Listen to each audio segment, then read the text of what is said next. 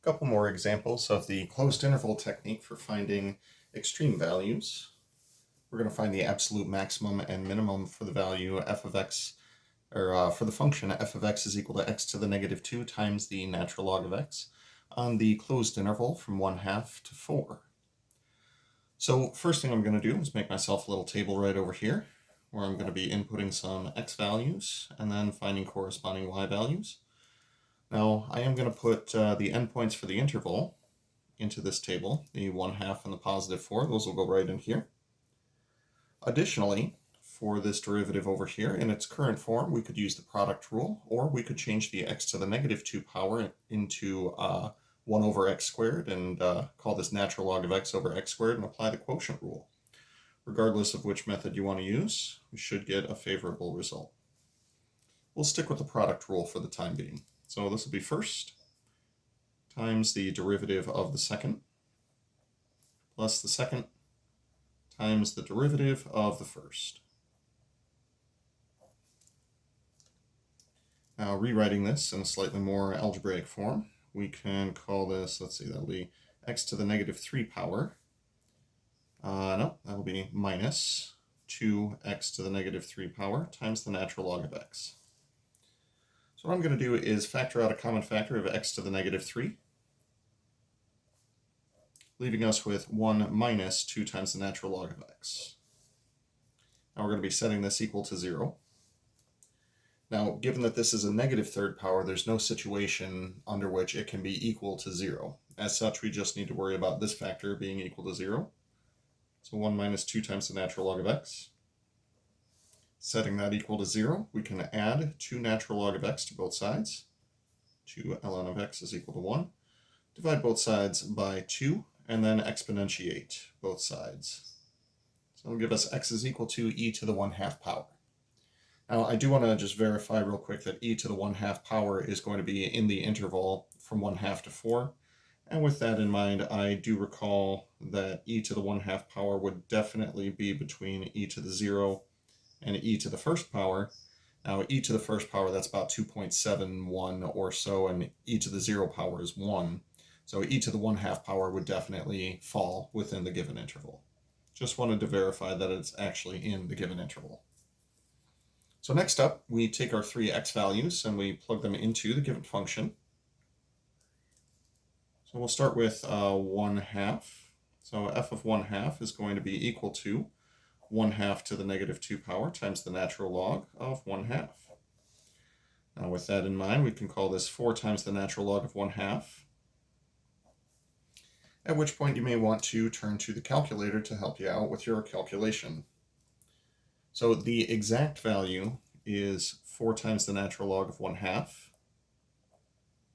which we're going to point out is approximately equal to negative 2.77 or so.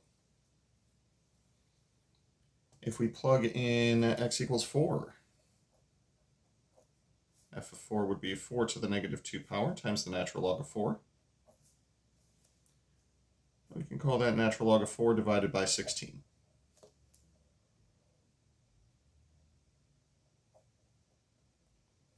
Once again, if you want to turn to the calculator to help you out with an approximation, you can certainly do so. A natural log of 4 divided by 16. Graphing calculator tells me that that is about 0.0866. And finally, for e to the 1/2 power, or the square root of e, this will be e to the 1/2 power to the negative 2 power times the natural log of e to the 1/2. Now, combining these exponents together, 1/2 times negative 2 will be negative 1. E to the negative 1 power is like saying divide by e. The natural log of e to the 1/2, the natural log and the exponential base e would cancel each other out, leaving us with 1/2. That would be 1 over 2e. So with that in mind, let's go ahead and calculate what is 1 over 2e. Throw some extra parentheses in here.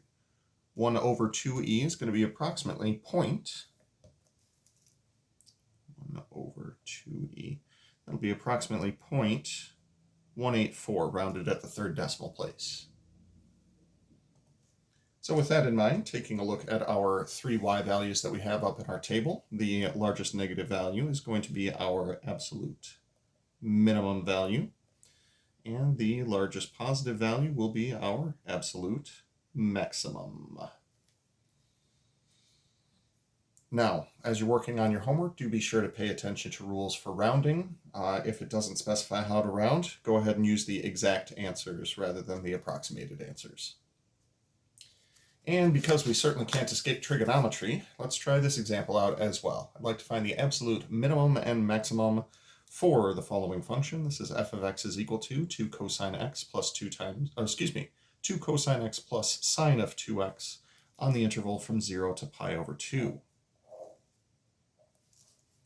Now with that in mind, we'll make a little table and start by plugging in these two values. X is equal to 0 and x is equal to pi over 2. Next up, we'll head back over here and worry about taking a derivative. So this would be f prime of x is equal to 2 times the cosine of x would be 2 times the negative sine of x. We'll just call that negative 2 times the sine of x.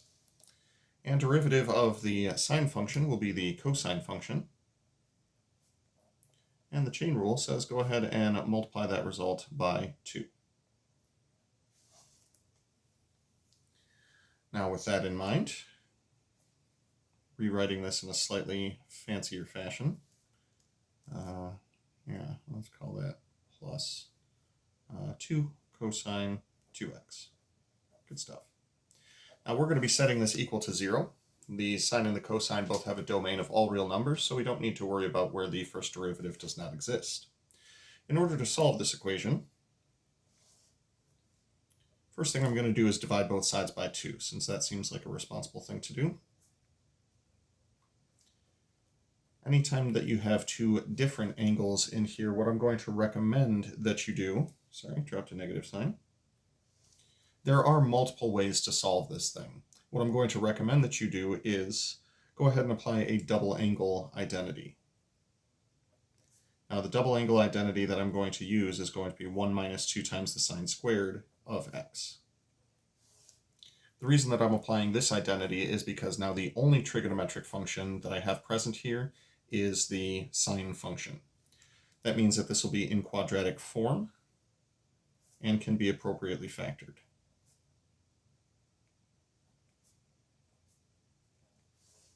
Now, first thing I'm going to do to factor this is factor out a common, well, actually, I don't need to factor out a common factor of -1 when I can just divide both sides by -1. We'll have 2 times the sine squared of x plus the sine of x minus 1 is equal to 0. This does factor pretty nicely as 2 times the sine of x for the first one, sine of x for the second one. We're looking to get a +1 here, so that'll be a +1 over here and a -1 over here.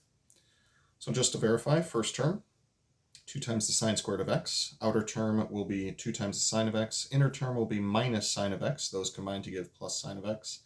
And -1 times +1 gives us that -1. Applying the factor theorem tells us that either the sine of x is going to be equal to 1/2 or the sine of x is going to be equal to -1. Now, keeping in mind that the corresponding interval was just 0 to pi over 2, we're looking for only a quadrant 1 angle from the unit circle. The only quadrant 1 angle that foots the bill here is going to be x is equal to pi over 6. That's why it's important to take into account what is the actual function given. Or excuse me, what is the actual interval given? Otherwise, we could have had a lot of terms here that we don't need. Next, I'm going to take all of these, plug them into the original function. We'll start with f of 0. That'll be equal to 2 times the cosine of 0 plus the sine of 2 times 0. And that, of course, would be equal to 2. Cosine of 0 is 1, sine of 0 is 0. For f of pi over 2, this will be equal to 2 times the cosine of pi over 2 plus the sine of 2 times pi over 2.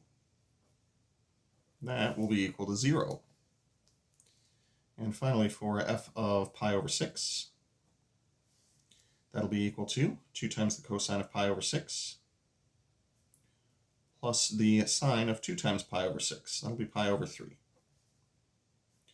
Cosine of pi over 6 is root 3 over 2. and the sine of pi over 3 is root 3 over 2. That gives us a total of 3 root 3 over 2.